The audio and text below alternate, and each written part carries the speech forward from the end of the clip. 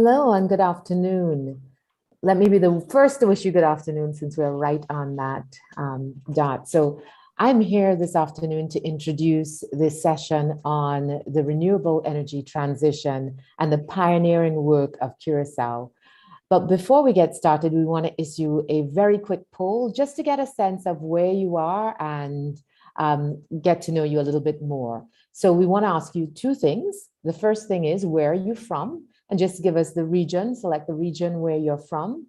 And then two, and very importantly, whether you've ever visited the beautiful and amazing Curaçao. So hopefully we see we have quite a few participants who are on with us this afternoon, and we're really hoping to engage you as this will be an exciting discussion about the progress being made. I can see some answers coming in. Oh, wonderful. Thank you, Dan. It is a beautiful and wonderful island, and I agree. So if you haven't ever visited Curaçao, I encourage you to do so as soon as travel restrictions from where you are permits. So lots of people from the Caribbean on, which is wonderful. I like that. We have people as far as Africa and Asia, excellent and welcome. A lot from North America as well, and our Latin American neighbors, as well as a few from Europe. Great, great, great. So we will take that, and speaking mostly to my Caribbean brothers and sisters. So I hope then the answer to the next question should be yes from everybody, since so many of us are close neighbors to Curaçao.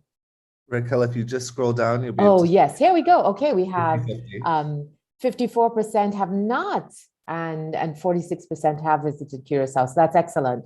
But it represents a phenomenal opportunity to get that 54% over to Curaçao to visit and see what they're doing, which is what we're going to talk about this morning. So my name is Raquel Moses. I'm the CEO of the Caribbean Climate Smart Accelerator. The Caribbean Climate Smart Accelerator was conceptualized after the 2017 hurricane season and formally incorporated in 2020. And our role is to do just what you're seeing Curaçao doing now, which is to promote our transition to renewable energy, our protection from climate change, and to help as much as possible to encourage Caribbean nations to make the leap into protecting ourselves from climate change.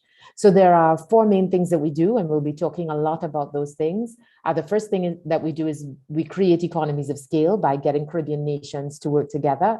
And we feel that the work that Curaçao is doing is certainly an example that has been set as they make steady progress towards their renewable energy goals.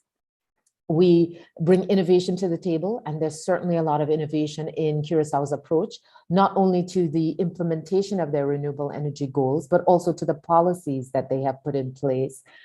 We bring innovation to the table, and you'll see a lot of that. And finally, we bring blended financial instruments. And so we'll talk a little bit about how they've funded their transition to renewable energy as well, because we see that as a major barrier to the pioneering work of other Caribbean nations in their transition to renewable energy. So there are four people that we will be talking to today. The first is Luelo Grigori. He's the policy director for the Ministry of Economic Development of Curaçao. He will tell us about the ministry's work. And then we'll talk to Rodolfo Armes, Power Supply Chain Manager of Aquelectra Water and Power. They are the nationally owned utility of Curaçao. And then finally, we'll talk to Hans van der Hulik of DNAF Group. And he will tell us a little bit about how private sector intervention and the way that they have engaged with the government and the implementation on the objectives of the transition to renewable energy that they have supported. And then once we hear from these gentlemen, then we'll go into a Q&A session where we talk about specifically some of the interventions that have been done and the example that they've set that we can all follow. And then finally, we'll engage with some of your questions and see if there are any questions from the audience that we want to respond to. So with that, I will invite Mr. Luelo Grigori from the Ministry of Economic Development to start sharing with us about the transition and Curaçao's pioneering work. Thank you, Raquel, for that nice introduction. I will indeed start with the presentation. Let me just see if just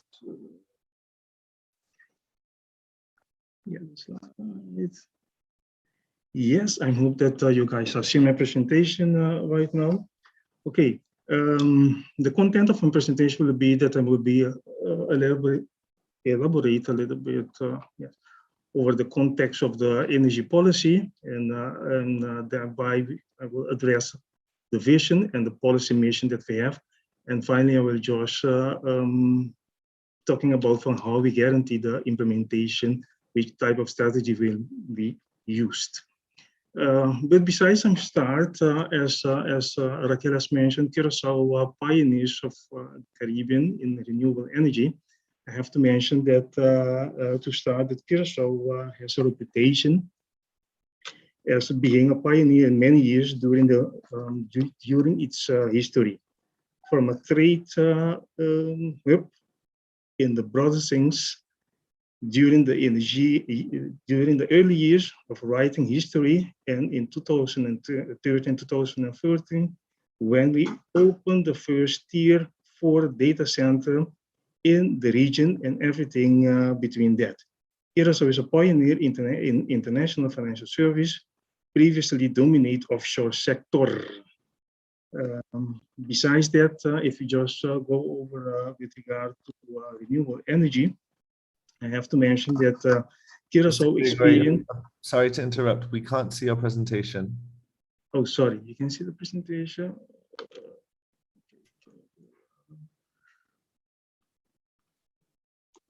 Let me see.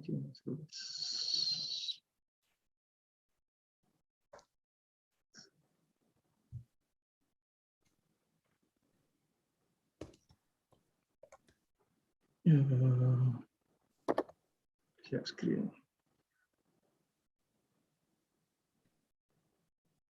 Yeah.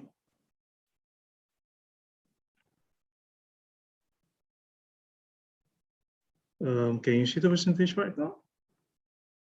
Yes, please put it in full screen mode and go ahead. Perfect.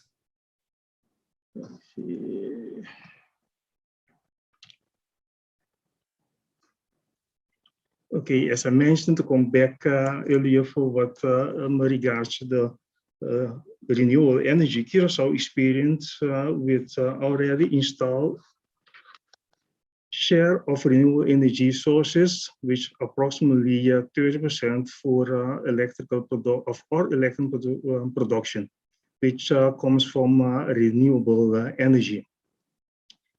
By introducing this renewable energy, what we are right now having will have a stabilization and lowering the effect of the production cost for electrical due to the decrease of dependency of international fuel oil. This indirect support improves the affordability of electricity and strengthening the international competitiveness position of Curaçao. In terms of renewable energy, Curaçao can serve as best practice with more than 32 years of experience in wind power generation, giving us an installed capacity from more or less 47 megawatts installed in 2002. Curaçao has also years of experience in solar energy. The current installed capacity is approximately 15 megawatts and will be soon expanded to 25 megawatts and expect to reach in 2028, at least maybe before that, 55 megawatts that will be produced by renewable energy. The goal is to achieve 50% penetration by 2030. That's why he's saying that we are the pioneers of the Caribbean. With regard to the vision that we have regarding the policy document, the government of Curaçao strives for a renewable, affordable, secure and sustainable energy system which supports the welfare and well-being of Curaçao residents and contributes to make Curaçao the preferred country in the region for industry, trade, and tourism. To the end, the energy, water, and mobility infrastructure are among the best in the Caribbean. If you're going to the mission that we have, our mission describes within the policy, the government of Curaçao support economic development and welfare, increasing by ensuring access to clean, affordable, and reliable energy supplies to all citizens, company, and other energy end users. The government aims to realize the following mission to ensure sustainable and economic development of Curaçao and increase the competitiveness in the region. The points that we are aiming to is enhance, one of them, the mission that we have, that energy security through energy supply and makes optimal use of local available renewable resources.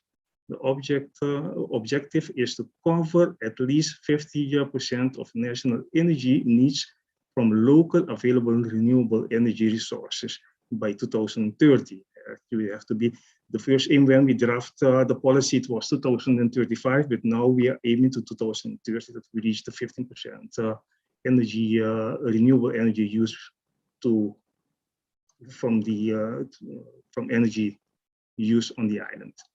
The second mission will be reduce the national energy consumption per capita at least with 25% before 2040 via energy conservation, increase energy efficiency, and demand side management. And last but not least, realize before 2023 transparent and effective institution and regulation for the energy sector. I have to say that we have a little bit backlog right now, owing to the fact that COVID-19 pandemic that all of us has been confronted with. In a research made by Castilla regarding the renewable energy index, actually Curaçao, I don't know that you guys can see it, is positioned in 2017 at the 6th place within the Caribbean of Castilla Index. As I mentioned, the goal is to get to the first place in 2020, but that will be later in 2020 or later due to the pandemic. But in any case, that is the aim that we are right now working on. With regards to the goals that we put that has been brought forward within the policy document, there are 6 tools that we identify, goals that we have, which are being concentrated and which as island we strive to work in all those areas together in order to guarantee security and everything for the energy production, which is the reliability, which is one of those goals that we strive to. Another will be the security, quality, sustainability, conservation, and affordability. To show from within a nutshell from, okay, based on those goals, the strategy that we use and what we are doing in different areas. As I mentioned, just to give a brief increase of the solar, the first point on the column, you will see then the strategy that we have and the action that is being taken in order to achieve those goals of strategy that we stipulate. One of those actions is increase of solar and increase of solar electricity production, as I mentioned, to 55 megawatt in the coming years. And so you can see from, okay, by doing that, the contribution of that action to the different goals and strategies that we have. So we can see from, okay, there are several actions that will be taken on short notice in order to accomplish to those strategies that we have been put forward. With regard to the institutional and instrument that will be used, I will take some of them that are more important. I have to say that there are more instruments that we are using, but those that we consider of important within the implementation of the energy strategy is the Energy Policy Office, which has to be established on short notice. The Energy Office will be responsible for the development and implementation of and monitoring of the energy policy. It will be also in charge of maintaining relations with the major stakeholders and arrange for the consultation where necessary. To mention the 2 points that have to be carried out. With regard to BTNE, which is the regulator, an independent, we have to make sure in the Energy Act that the independent regulator will be in place, which is the BTE, which will be responsible for the tariff and responsible for the development on energy database to support the government in implementing the energy policy.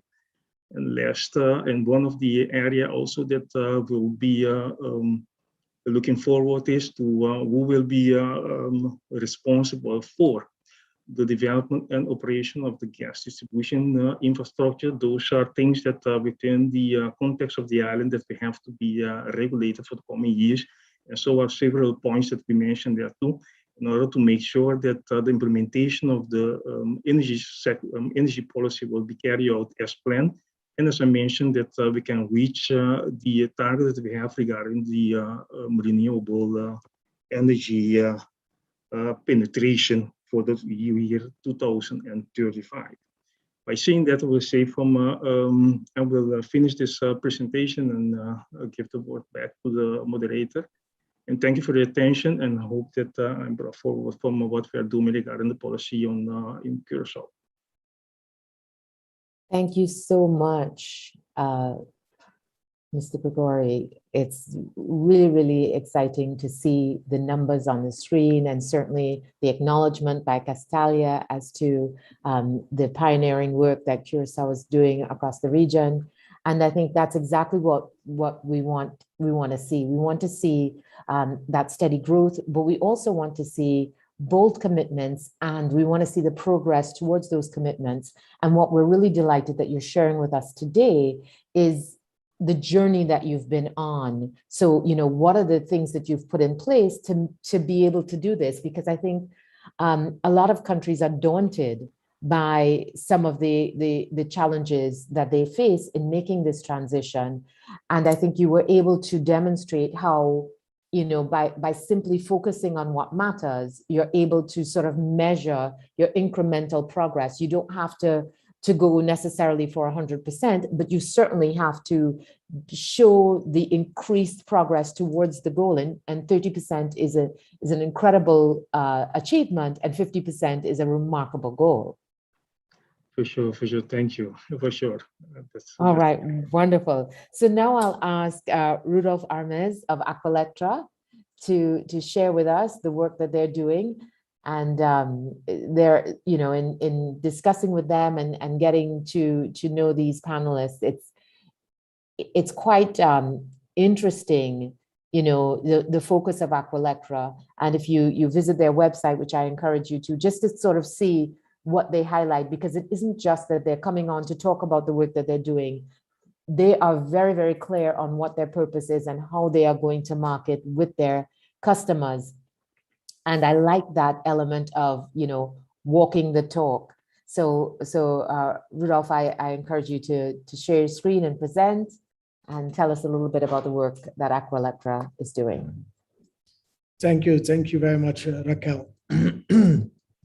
So good afternoon, everybody. My name is Rudolf Harmers, employee of Aqualectra, and I'll be presenting today to you Aqualectra Pioneer Renewable Energy in the Caribbean. I hope my screen is visible. Yes. Yes. So a little bit of difficulty here. Just a second. Yeah.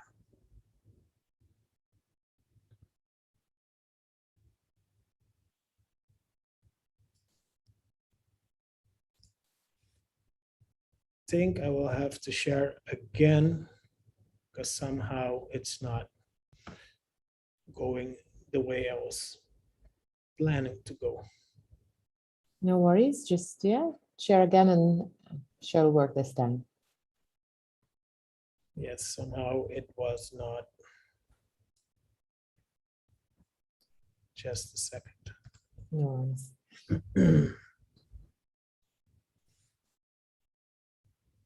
Oh my goodness, I'm amazed at how many attendees we have. This is, Looking great, yes. yeah, everyone really wants to see what Curaçao is doing. So that's wonderful. Hopefully people are taking this time, this slight lull in the programming to book their tickets to go visit Curaçao. Yes. So. Great, it's showing again. Here we go. All right. All right, so I'm going to give you a little bit. I'm only seeing, I don't know if it's just me, but I'm only seeing one sliver. James, are you Yes, I seeing? Yeah, am okay. seeing the same. I'm wondering if we could maybe just switch the order while we fix the PowerPoint. Sure, Or sure. Rudolph, if you're happy to go on without the PowerPoint, but maybe we can switch the order. Hans van der Hulik, Dinaf, can we ask you to come on? To come on screen? Wonderful, there you are. Yes. Fantastic. And if you can go ahead and share your screen so that we can see your presentation and talk a little bit about the work of DNAF. I think, you know, one of the things that we focus on at the accelerator is getting the private sector involved, because we think that government is phenomenal at setting policy, but the actual implementation of and rollout of solutions really requires the avid participation of the private sector. So I was really excited to see the work of DNAF, and you know, it's all about power. And how that has supported Curaçao's pioneering position within the renewable energy space. Proceed. Well, thanks, Raquel, for the introduction. So I'll go through a presentation I made especially for this event. All the pictures and stuff we show here is actually on Curaçao. To give you a brief intro, we'll just go through who we are, what we're doing, and then we'll highlight some nice things which have nice impact on the renewables. About myself, I'm scholared as a mechanical engineer, so the electricity sector is more my hobby, which actually ended up in a nice company. And I have a strong desire to leave behind a better Caribbean when I'm not there anymore. So, and one of the things I want to focus on then is the renewable energy, and you'll find that back in the whole presentation. So see if my show goes on. Yes, I did put in our mission statement because that actually has a very big meaning for the topic we're touching today. Everywhere in our company, everybody is looking at this mission, and the transition to sustainable energy is a central part of that. A little history on our company. Started in 1999. We actually are a little more than 22 years on the road. We actually started with generators, the traditional emergency power. We still do that a lot. You still need that. That's going to come in the next slides as well. In 2002, we added the UPS business, which actually also, as Mr. Girigori mentioned, the tier 4 data center is filled with UPS systems, and that's one of the businesses we're into, building complete data centers and delivering reliable energy to the end customer. 2005 and 2006, we opened branches in Aruba and St. Martin. So Curaçao is the central location, but we're active in all 6 Dutch islands. In 2010, it was before the regulation of the government in Curaçao came to table. We started experimenting with solar installations.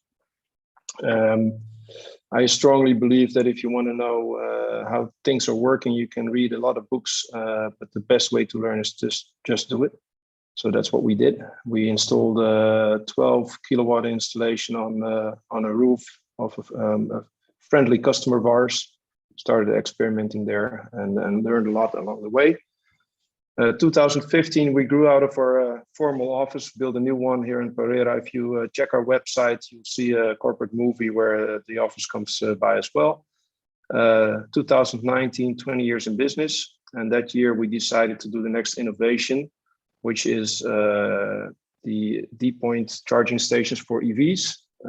We actually created a brand to start the charging infrastructure here in Curaçao, and we're also expanding that to the other 6 islands in the Dutch Caribbean. And 2021, actually this year in the mid of the pandemic, we found an investor that gives us the extra funding to go on and do our innovation work, and that's the Curaçao Growth Fund.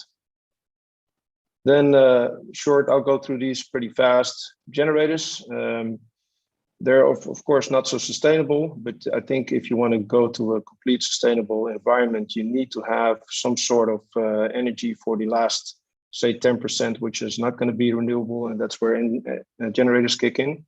And also for emergency power, still this is the most feasible solution. The UPS systems, which actually fills the gap in between any power failure, so your computer equipment goes on. And looking at what we're doing right now with the online meetings, no power means no meeting, so it's a very important product line. Then, as I said, we started with solar, been experimenting with that for more than 12 years. And of course, now it's not so much experimenting, but building, but we're still experimenting to see if we can make things better. And then the last part is the charging stations. We see that the world is going to the electrical mobility. The mobility is going to go off, they're going to say bye to the fossil fuels in the future. So it's either going to be electrical or some other electrical powered unit, just like the hydrogen, which is actually also producing electricity for the car. So we decided to start with this product line. And the little picture you see there is, I'm very proud of that. So we combined the electrical power station, the green area as we called it, with our national park on the west side of the island. So you see that sustainability comes in multiple ways there. I think the Caribbean islands and most small islands are very dependent on tourism, and combining renewable energy with tourism is a very important step. You see that the cost of operation for the hotel sector is actually going to drop. But you also attract more environmental aware tourists, which bring new markets to your island. Looking at this little picture, this is from Avila Beach Hotel. They actually are almost neutral with solar energy at this moment. Some people don't like the look of solar panels, but if I look at this, I'm pretty proud of what we did there. And then you have another challenge in the Caribbean, especially here in Curaçao, we have a lot of World Heritage buildings. And of course, World Heritage buildings, you want to keep them as much in the original structure as possible. So to be able to incorporate solar there, we work with carports or other solutions. And this is an example of a World Heritage building where we installed carports and charge stations. Now, one thing which is very important to make solar feasible is to get the right dimensioning. And I take this picture because you see a very large roof with only just a few panels. And that is mainly because this customer is not using so much as a peak. So we want to really use all the energy which is produced by the panels in the building itself. At the moment it's produced. By doing this, by not scaling up too much, you actually make the solar panels more feasible and the earn back time shorter. Meanwhile, on the other side, if you look at this roof, you see there's a lot of space not used. You see quite a bit of development in the world where green fields are transitioning to solar fields and even lakes. And I'm a strong disbeliever of that way of working. I did some small calculations, and if you look at all the roofs available in the world, you will be easily able to produce all the energy you need. So why use farm fields and forests to do this? Looking at this roof, looking at the parking spots, there's quite a lot of solar we can still install there. And this might be a nice topic for the discussion afterwards. We focus very much on solar, on the surface. Anything we sell, generators, UPS systems, solar systems, and also the EV chargers and the EV cars.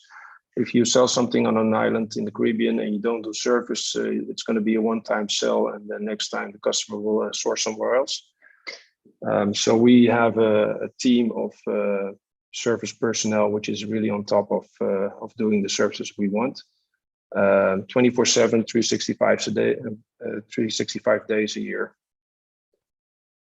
And here are some examples of that on a solar roof. Now we come to the EV mobility. Anytime we start with something new, just like with the solar back in 2010 and now with the EVs a little more than a year ago, we don't really see the market yet. In a lot of instances, it's more experimenting, seeing what it has to offer, and then later on finding the feasible solution business-wise. Same applies to electrical cars. There's no feasible business case for charge stations yet, but I strongly believe that it will come in the coming years. So we started an awareness campaign, making a charging station really visible with the green area like you look at right now. But we also believe that we should do a little more for the public and the whole island. And I'm not sure how it is in other small islands, but in Curaçao, people sometimes have problems with obeying to the rules, and especially for the elderly and the disabled. There's quite a few parking spots here and there on the island, but nobody really pays attention to them because they don't really, they're not too visible. So what we're doing right now, every time we install a green area like you see on this picture, we also install a disabled parking spot, making that blue. And by distinguishing those spots very visible, you see that the adaptation is a lot easier. Now, to get EVs working in or more attractive in the island, we also made some movies to actually bring the new technology to the people. So I'm going to just show one of them. If you want, you can see them all on our YouTube channel. It should have sound, so if you get too much sound, you just turn down your volume a bit. But here it is. Where can you charge your electric vehicle? You're driving with your electric vehicle on our beautiful island, and suddenly you see a battery light flashing on your dashboard. Don't worry, our D-Point app shows you all green areas at a glance. Just remember, the blue parking areas are for elderly and disabled people, and the green areas are for charging your electric vehicle. Be a pioneer. Join the green movement. For more information, please visit dpoint.net.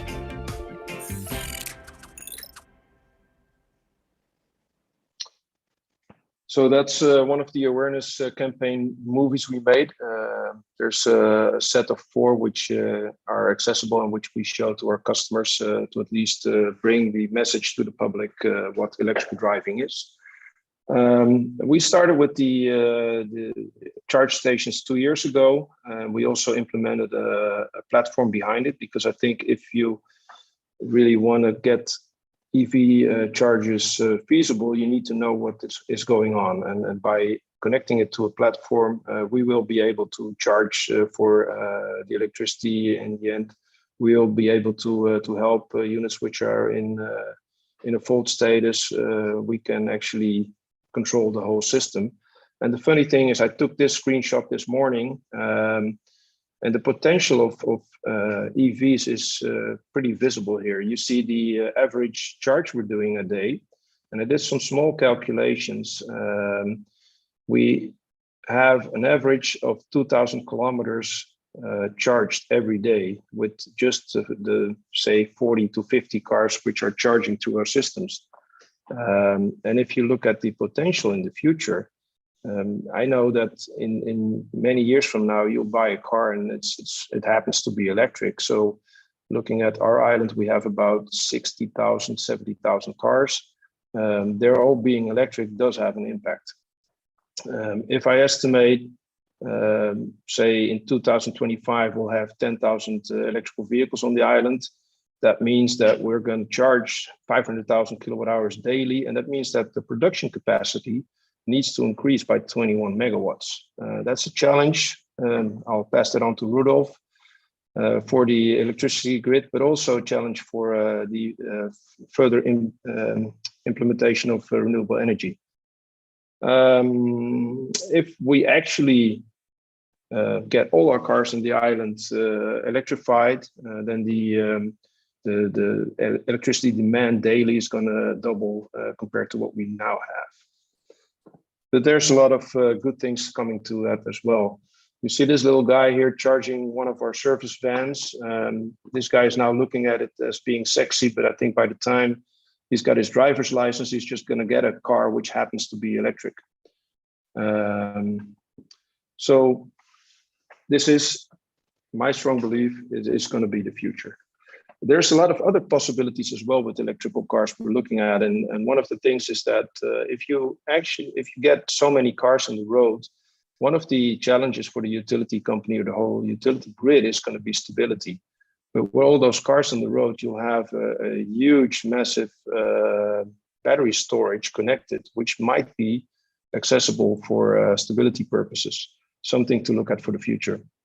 Another thing we're looking at for the near future is to see if we can use the battery of your electrical vehicle to power your house in case of power failure, which happens in most islands sometimes a year.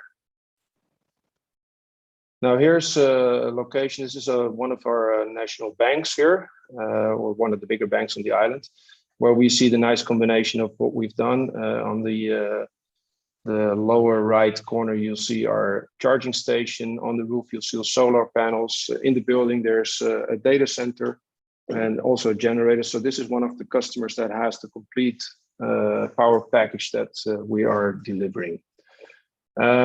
Next movie is my last slide, and I see I'm well within time. That's nice.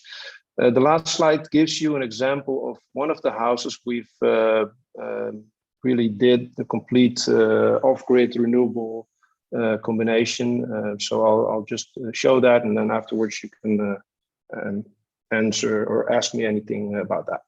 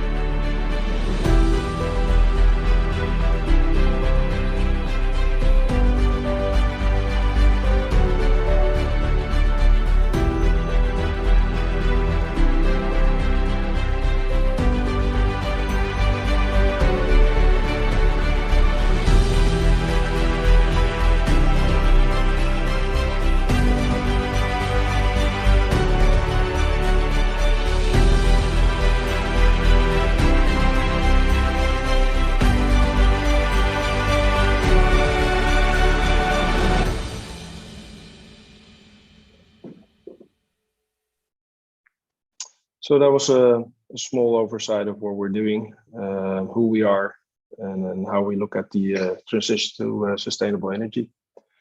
And that was my slideshow. So Raquel, it's all yours again. Thank you so much, Hans. I really appreciate it. No, that was incredibly exciting and a lot for us to get into later. I definitely want to have a conversation about the battery storage as a backup, either for the overall grid, to link all of the battery storage, or certainly as a backup for home solar, because I think we are one of the few regions in the world with enough small island developing states that we can pilot what that looks like at scale, as a percentage of the grid, whereas other countries, it will take them years to do that, and we can make that transition a lot quicker. So I would love to see us do that and chart out how that looks. You know, Barbados, for example, has a goal to decarbonize their transportation sector by 2030. And, you know, we have to work together to be able to figure this out, because if we figure this out, it'll be something that no one else knows, that we can then help them in their transition as well. So very, very I totally exciting. agree. And being, if you do it on a small island, it's easier to achieve. And then we might have some very nice export products to the big capitalized countries. Absolutely, absolutely. So I'm going to recruit you on that mission to get that done. I'm happy to join. Excellent, excellent. Rudolph, are we ready? Are we able to show the presentation? Wonderful. I see things coming up already. So Rudolph, reintroducing you. And if you want any of the bios of the speaker, go to the website for the event. The speakers are listed there, and their bios are listed there as well, so you can get more information about them. But we didn't want to waste any of this exciting time getting into the details of their of all that they've done. So let's see, Rudolph, let's see if the presentation comes up.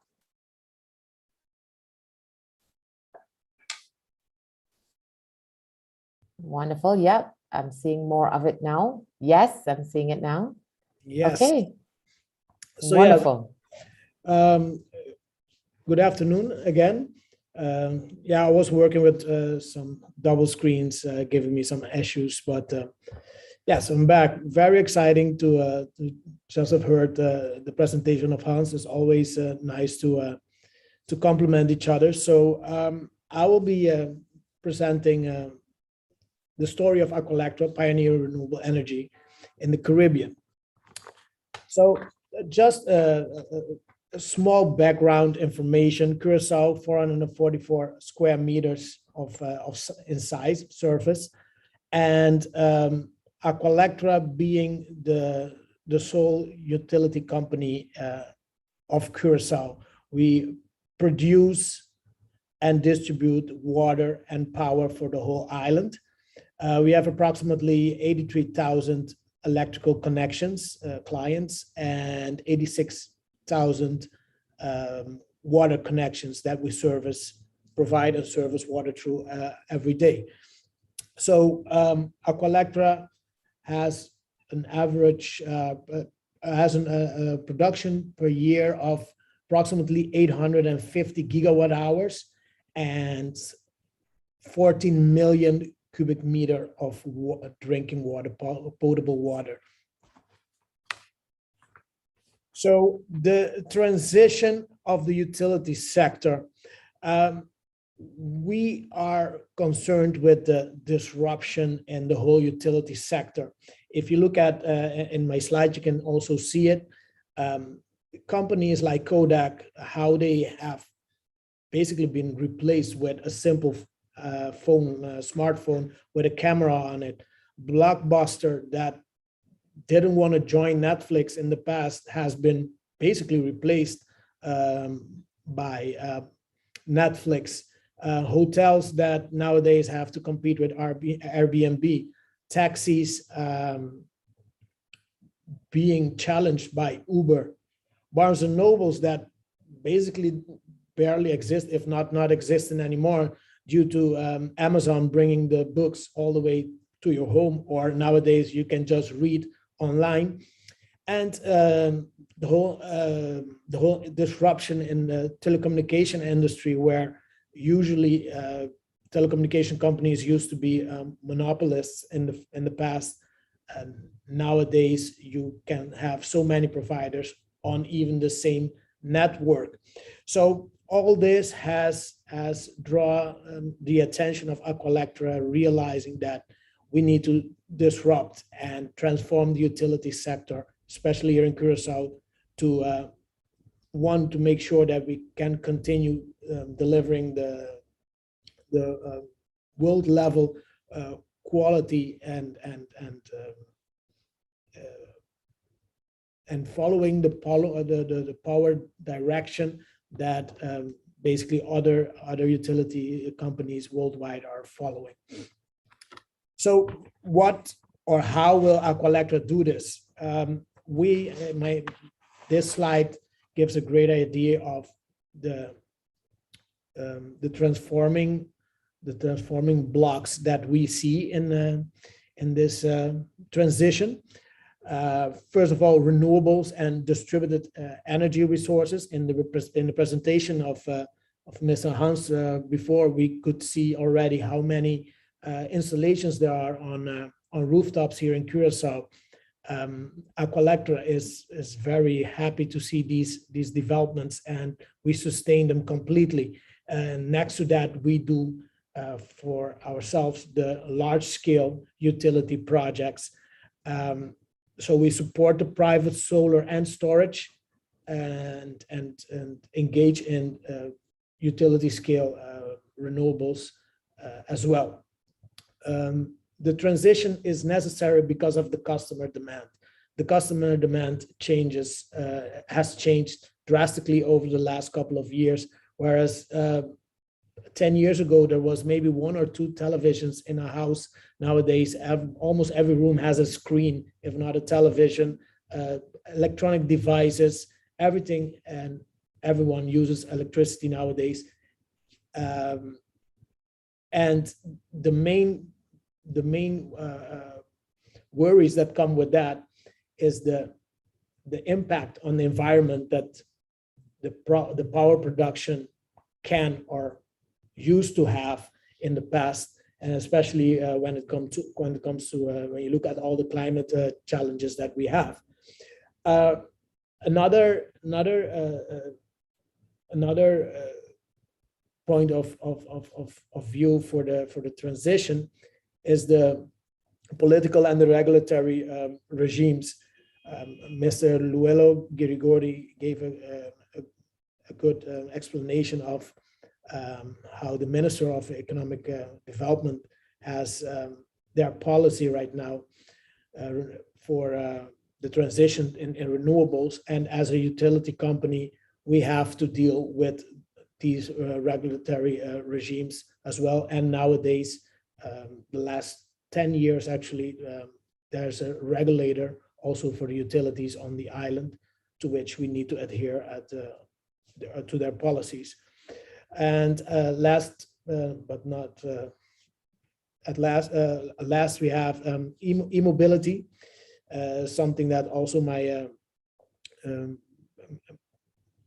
the presenter before me has spoken a lot about. Aqualectra has also engaged in electrical vehicles, seeing that we have a large car fleet, and if you're transitioning to from fossil fuels to renewables, to our beliefs, it is necessary that you also engage in your car fleet to lower your fossil fuel usage there as well. When I go to my next slide, well, then with the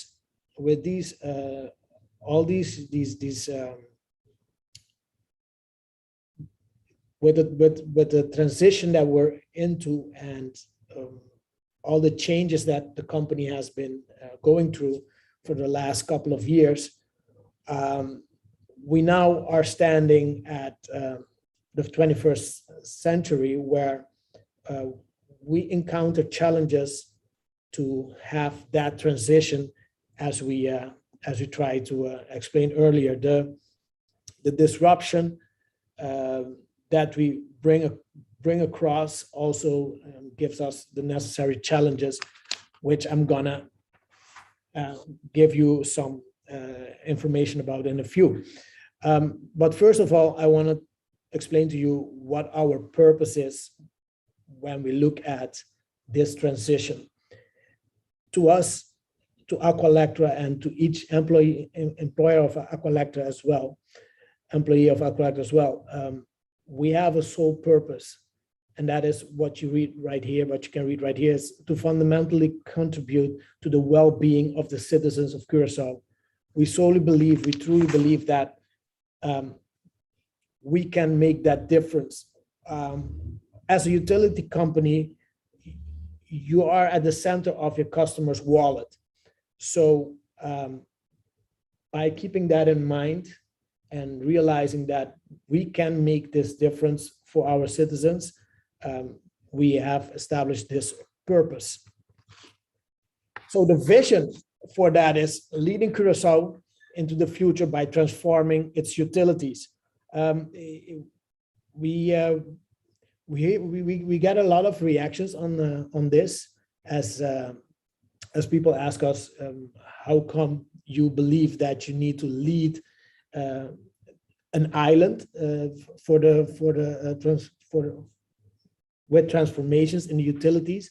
But like I said, like I explained before, the purpose of making sure that your impact on the client's wallet is minimized, that we believe gives a brighter future and a better transition into the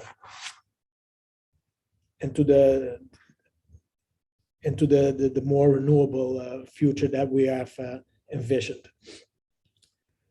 So to achieve this, Aqualectra realizes very quickly that digitalizing will have a positive effect on the business model of the utility.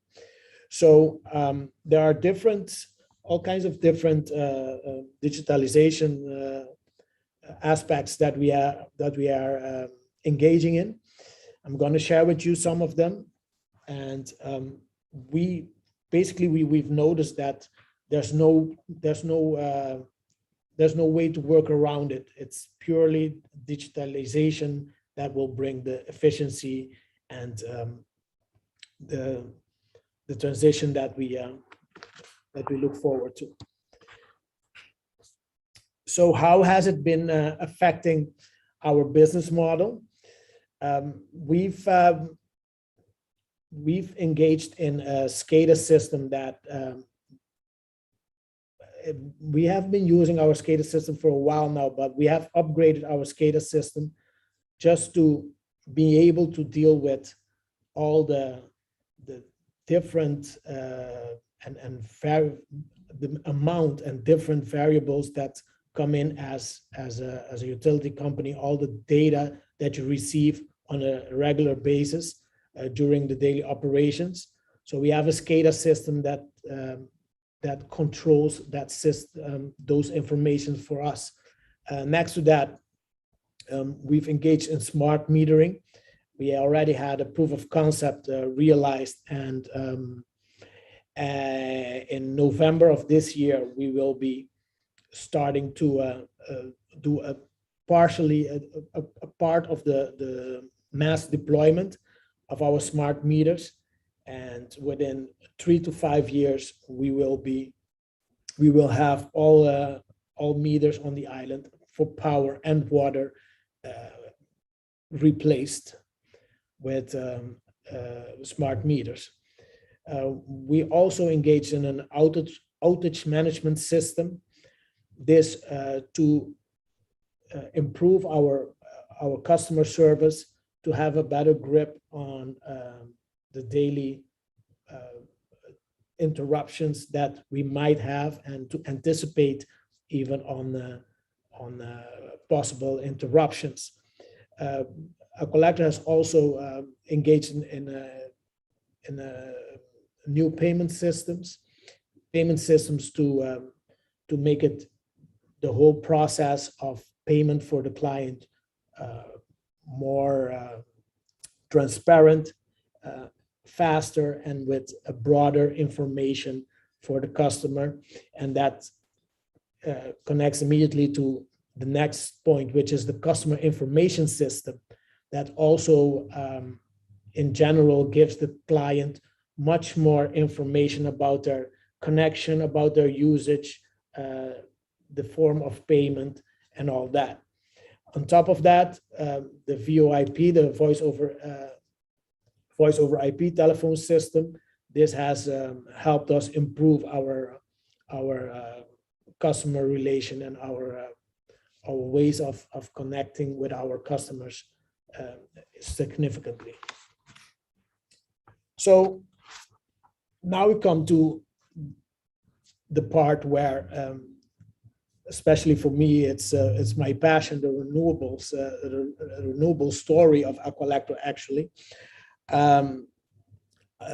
This part always gets me excited because we've been engaged in renewables in Aqualectra for more than 30 years already. The first the first wind energy that was produced in Curaçao was already from 1984. So this is a little bit more than 27 years ago, with only 300 kilowatts.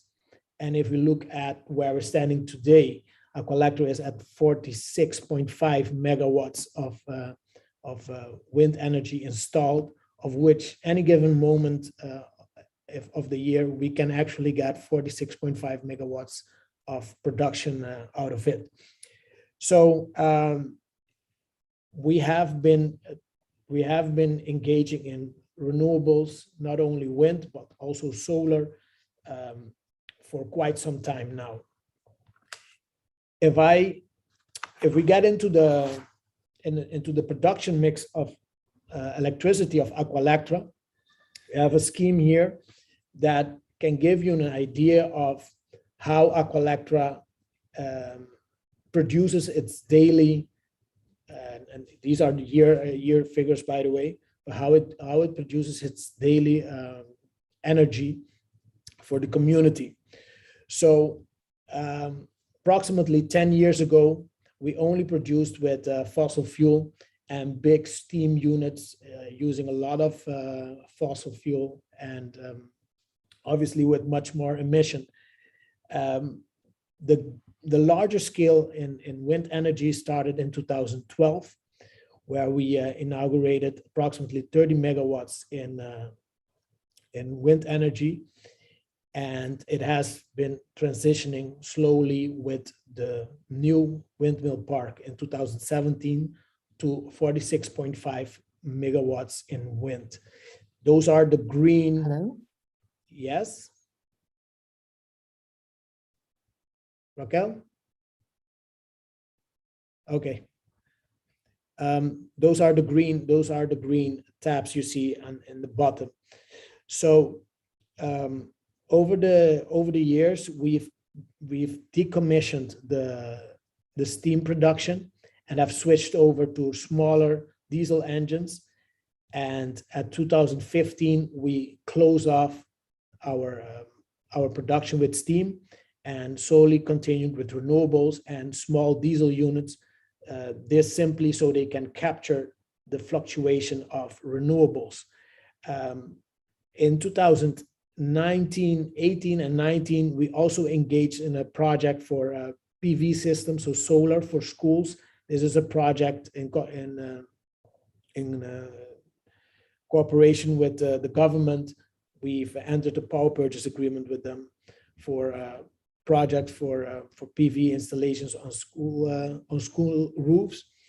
And since the introduction of the official introduction of the individual power producers in 2011 in Curaçao, up till today, approximately 17 megawatts of distributed generation has been installed on rooftops, residential and commercial.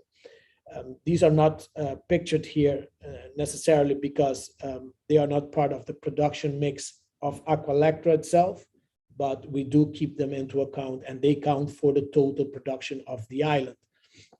One very interesting thing also is that in 2018, Aqualectra has switched over from using heavy fuel oil to light fuel oil, which also keeps the emission a little bit lower than it was before with the heavy fuel oil. Nevertheless, we are continuously improving in our usage for renewables for the yearly production. And when we look at the production mix of green versus fossil, we can easily see that over the years, it has been increasing and has reached at this point 27.3% fossil fuels in 2020. The funny thing, these figures, by the way, these are audited figures. So these are figures from our annual,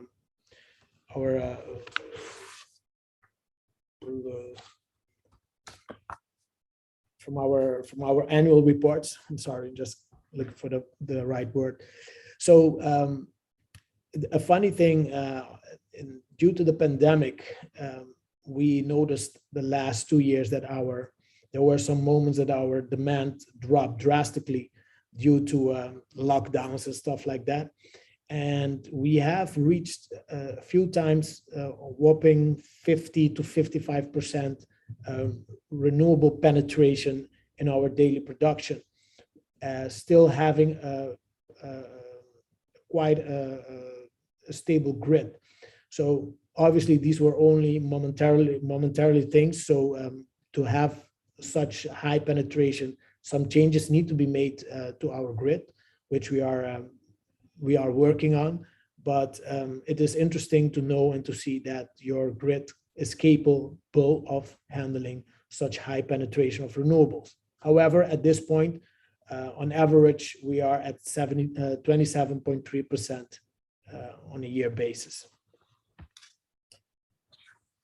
When looking at the electricity tariff versus the oil price, it's interesting to see. If you look, the blue line is the total electricity tariff in Curaçao, and then the orange line is the oil price per barrel.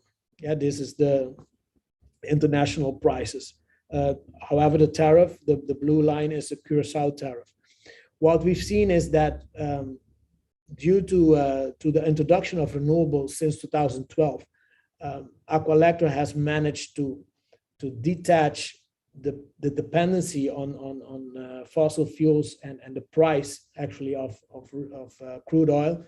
We have been able to detach from that and have a much more stable tariff and not having too much influence of the changes of fuel prices over the years. Our intention is to continue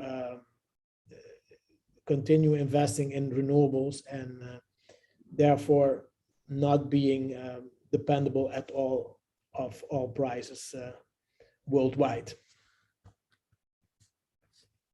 So what's in the pipeline for Aqualectra with regards to renewables? We are going to expand.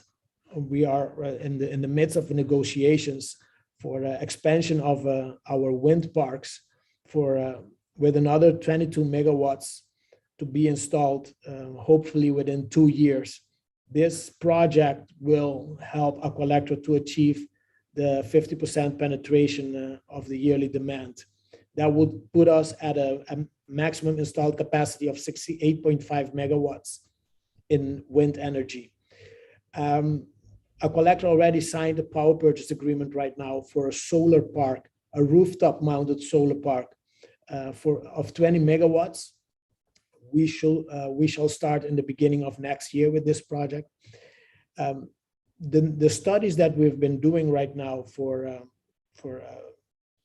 grid stabilization are implicating that we will have to engage very soon also in storage, utility scale storage. And well, basically the further growth of private installed capacity through Aqualectra multi-utility will continue. We believe that Aqualectra should be enabling and guiding in the further development of private installed renewable capacity as well. Some other projects that Aqualectra is engaged in right now are the following. We are in the design phase of our new headquarters. This is basically to comply with our corporate social responsibility. We are right now sitting at very nice and touristic areas. That's due to history, but we are making room, making space for these developments by making building a different headquarters somewhere else to create that space. Advanced metering infrastructure, AMI, we're engaging in smart meters. Relocation of our water production.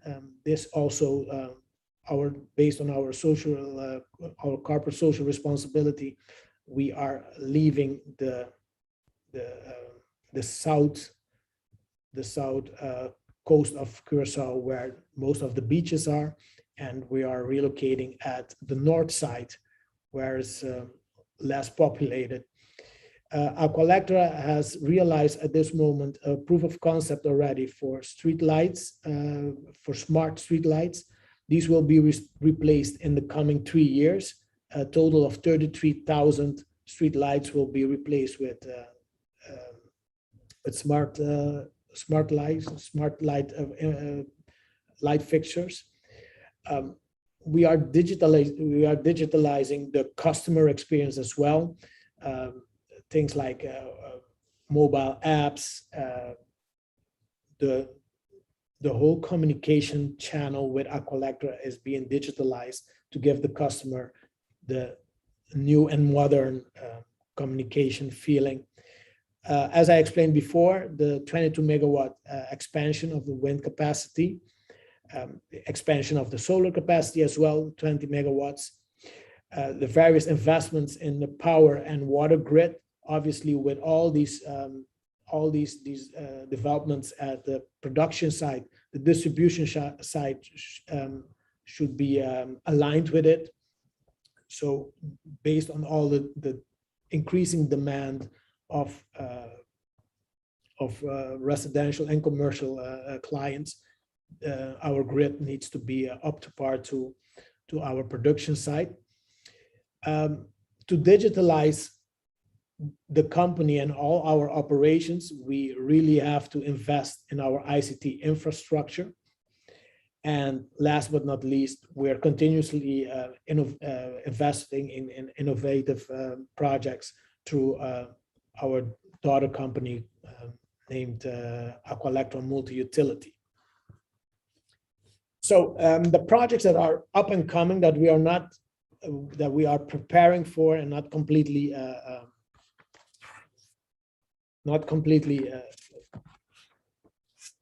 in execution with are the electrical vehicle charging station infrastructure. Aqualectra has started 4 years ago with electrical vehicles, but at this point we are preparing to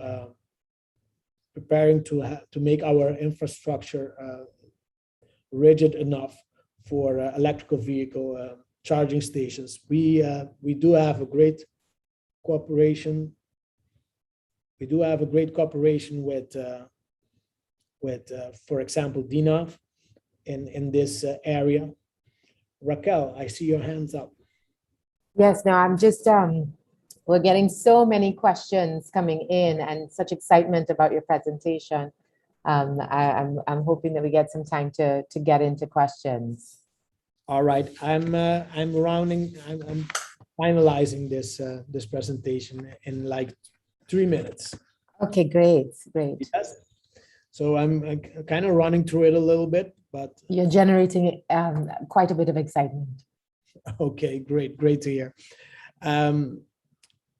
Yes, next to the electrical vehicle charging station infrastructure, acquisition of waste industrial water plants, I guess that is quite clear.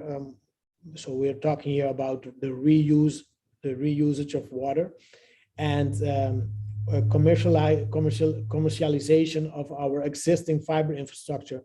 Many, especially here in Curaçao, our local people, they are not aware of the significant size of fiber infrastructure that Aqualectra has for its daily operations, and what our intention is to commercialize this become to become a telecom infrastructure provider. So we're not getting into telecommunication, but becoming a telecommunication infrastructure provider.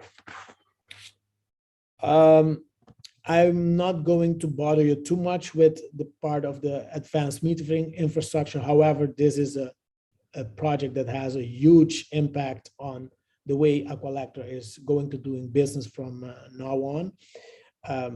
We've realized a proof of concept, and from October this year onwards to September 2024, we will be realizing the mass deployment, where every connection, every client of Aqualectra will have a smart electrical and water meter at home. Some other projects that we have going on, like I explained earlier, the smart street lights, the smart light fixture. These will be exchanged complete on the complete island. For now, we have 3 significant proof of concept areas that have been installed and tested. And in the next 3 years, we will be phasing in phases. We'll be exchanging all these street lights. The mobility sector, I will go quickly over this slide, since Mr. Hans has explained a lot about the mobility sector already, and how we're switching over, transitioning to electrical vehicles. But what I do want to share with you is Aqualectra's own business case for conventional versus electric cars. So our car fleet consists of more than 100 cars, and our business case was quite easy and quickly put together once we had these figures in front of us.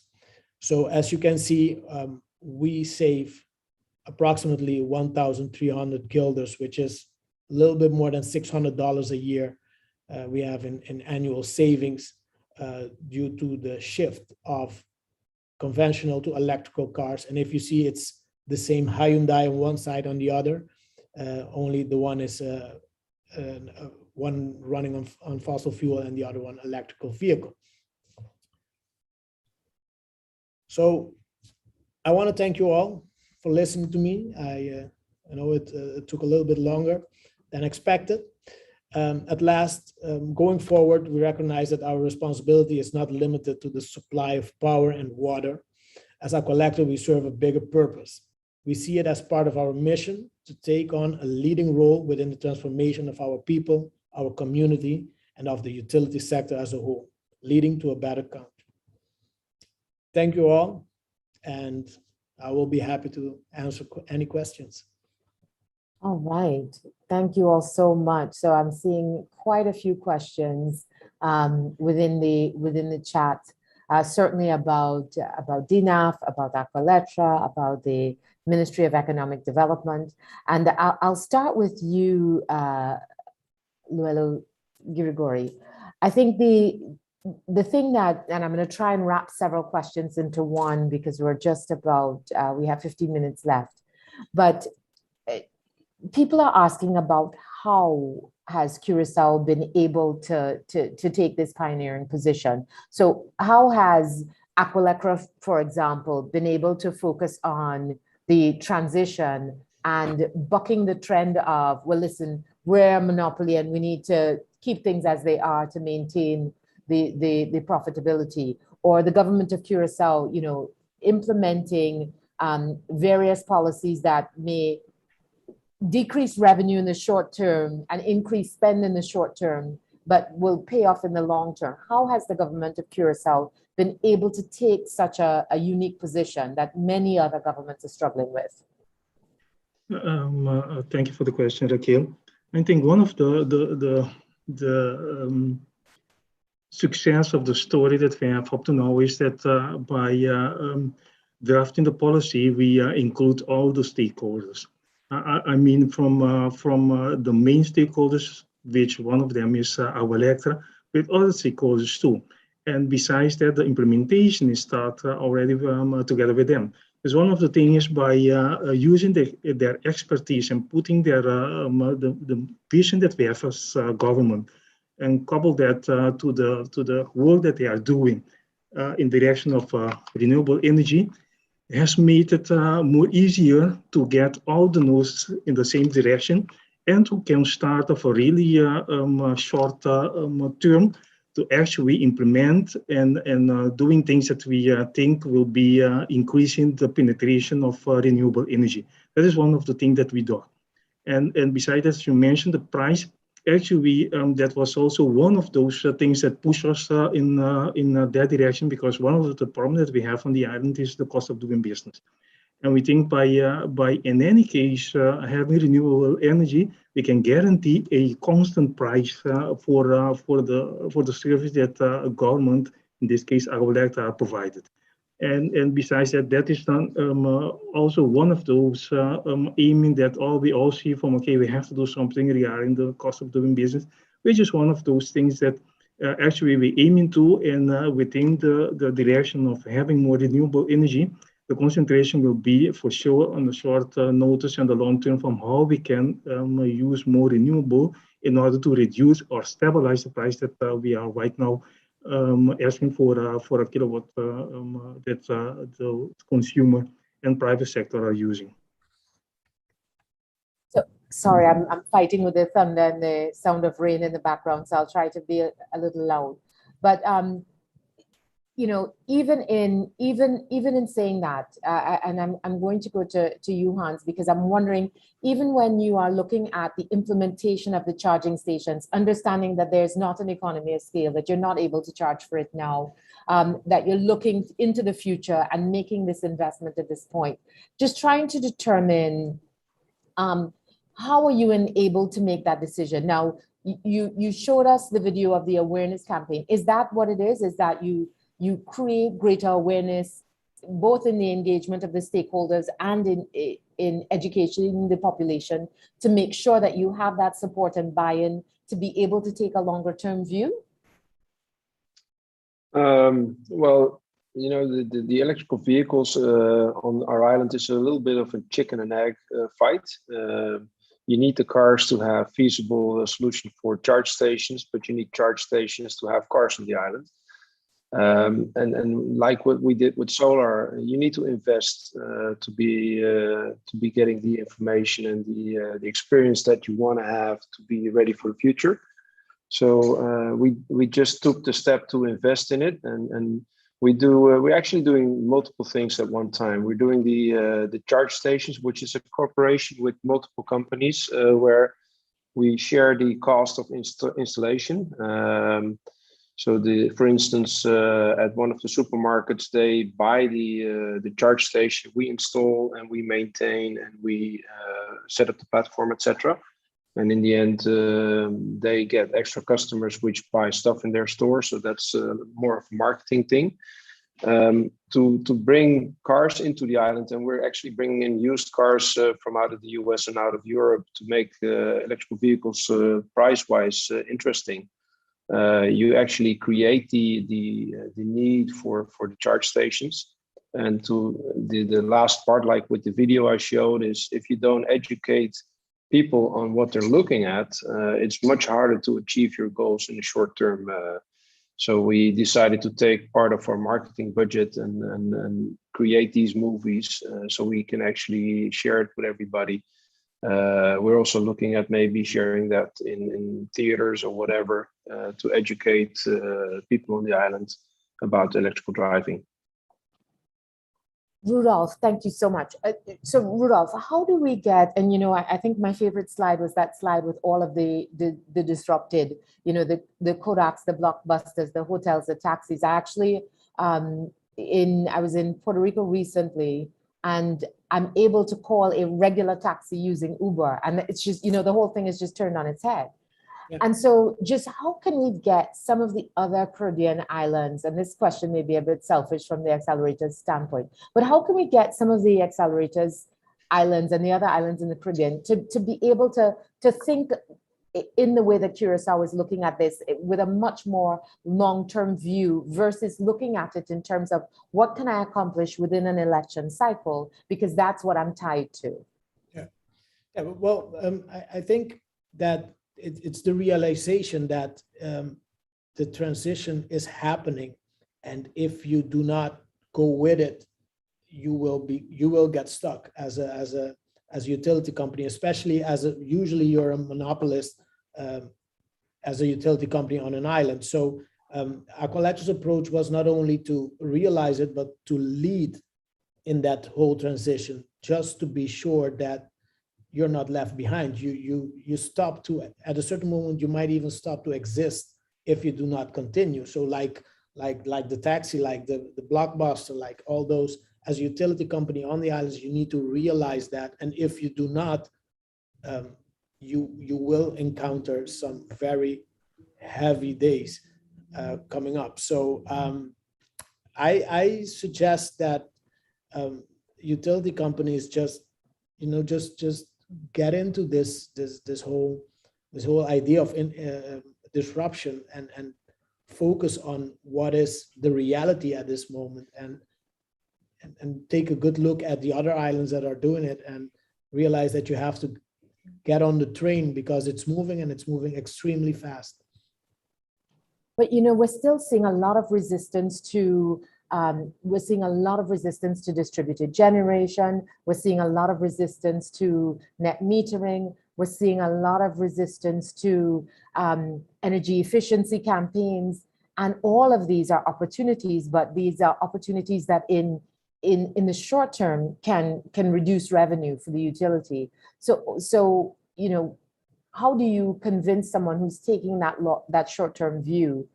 How do you fund that kind of change in mindset, I guess? And certainly that was one of the questions that we got from the audience. I believe by showing them and leading them to see other business opportunities, to see how that it's a transition. It's not stopping with one and try to start with another, but transitioning slowly but surely into that, and you will have to switch the mind of your whole company. We will not be doing business as we used to anymore, and it is important to look for new business opportunities. So like Aqualectra has a small division where we look at new developments and maybe at small scale at first, and then you switch over to a larger scale. But you need to be continuously looking for innovation and new possibilities to do business.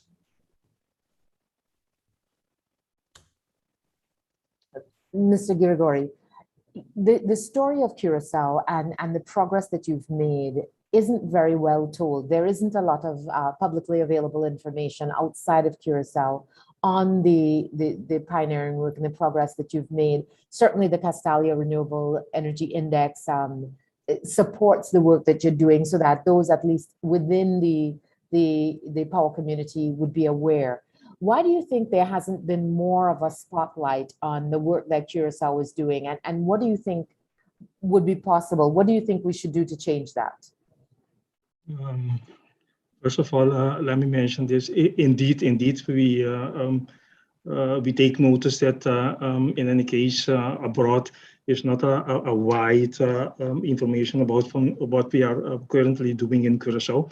But actually, when we start with the implementation of the policy, which is almost 2 years ago, to mention that, and when we draft that, actually the first aim was to concentrate in getting those things that we need to have in place in order to continue with the implementation of the policy, which means that less attention has been indeed put in making knowledge from what we are doing within on the island on the different area with regard to renewable energy.